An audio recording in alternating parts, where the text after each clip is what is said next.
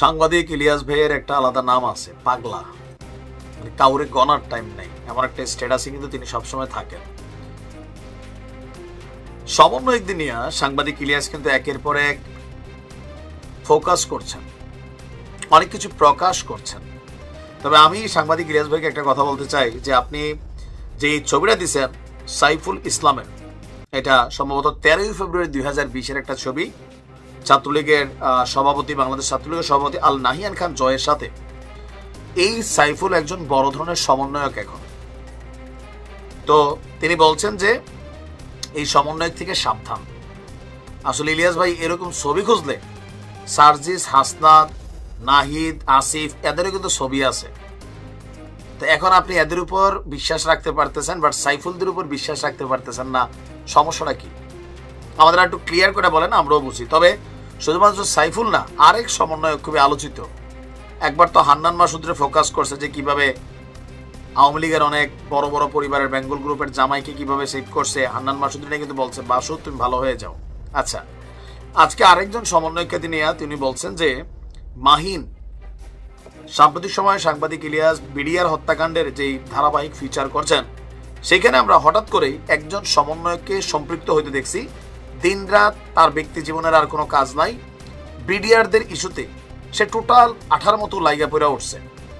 এখন এগুলা করে কি তার পেট চলে? তার আয়ের উপার্জনের রাস্তা কি? পড়াশোনা আসলে কিভাবে চালায়? তো এটা নিয়ে একটা সন্দেহ সাংবাদিক ইলিয়াসের হয়ে গেছে যে তোমরা এই যে সারাদিন খালি সমন্বয়ক করো, তোমরা ভাই খাবার খাও কিভাবে? তোমাদের মানে ইনকামটা কি? দিনরাত সারাদিন মিডিয়া, ক্যামেরা, ইউটিউব। সেই জায়গা থেকে ওনার সন্দেহ। কি লিখছেন স্ট্যাটাসটাতে? সাইফুল, তুমি বিডিআর পরিবারের আশেপাশেও আসবা না। তোমার মতন সন্দেহজনক সমন্বয়কে তিনি লেখছেন সমন্বয়ক, মানে এটা একটা তাচ্ছিল্য স্ট্যাটাস দিয়েছেন, আমাদের দরকার নাই। তারপর আরেক সমন্বয়ক মাহিন, বিডিআর এর টিমের সাথে প্রতিদিন আমরা দেখি তারে, মোটাকার একটা ছেলে। বিডিআরদের ইস্যুতে আমি প্রথম থেকে দেখছি এই ছেলেটা আছে। এখন সাংবাদিক ইলিয়াস বলতেছে এই সমন্বয়ক থেকেও সাবধান। তার মানে ওনার কাছে তথ্য আছে। সাংবাদিক ইলিয়াস কিন্তু একদিন মাঝখানে বলছিলেন যে অনেকেরই অনেক তথ্য ওনার কাছে আছে, কে কে কোথায় চাঁদা চুক্তির তলে তলে ধান্দাবাজি করে, সময় হলে প্রকাশ করা হবে।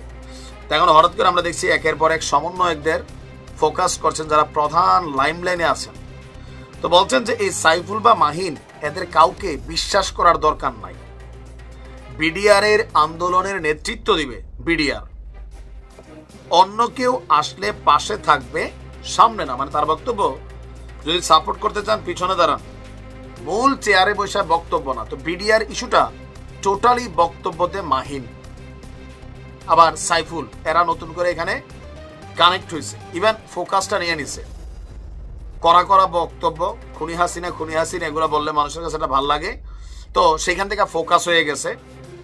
এখন সম্ভবত এই পদগুলোতে বৈশা এখানে এদের সম্পর্কে নেগেটিভ কোনো কিছু তৈরি হচ্ছে পেছনে পেছনে, যেটা সাংবাদিক ইলিয়াসের নলেজে চলে আসছে।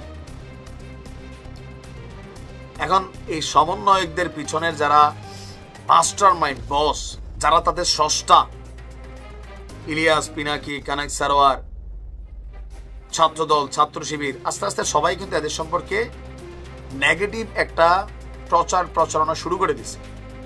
তাহলে প্রশ্ন হচ্ছে আগামী দিনে তাদের মাধ্যমে যে রাজনৈতিক দল আসতে যাচ্ছে, এই দলটার প্রতি মানুষের আস্থা কতটুকু থাকবে? আমি জানি না যে সাংবাদিক ইলিয়াসের হাতে কি পড়ছে, বাট কিছু তো একটা পড়ছে। ইলিয়াস ভাই আমরা যতটুকু চিনি যে এভিডেন্স ছাড়া কথা বলেন না। এইভাবে যদি সমন্বয়কদের মুখোশ খুলতে থাকে, কবে যে সার্জিস, হাসনাত, নাসিফ, নাহিদ তাদেরকে নিয়ে তিনি স্ট্যাটাস একটা দিয়ে বসেন, মানুষের মধ্যে একটা কিন্তু টেনশন তৈরি হয়ে যাচ্ছে। এমনি বলছেন বড় বড় চেক না কি আনে অনেকে, লাইভে এসে একদিন বলছিল না যে সময় হলে ফাঁস করবে।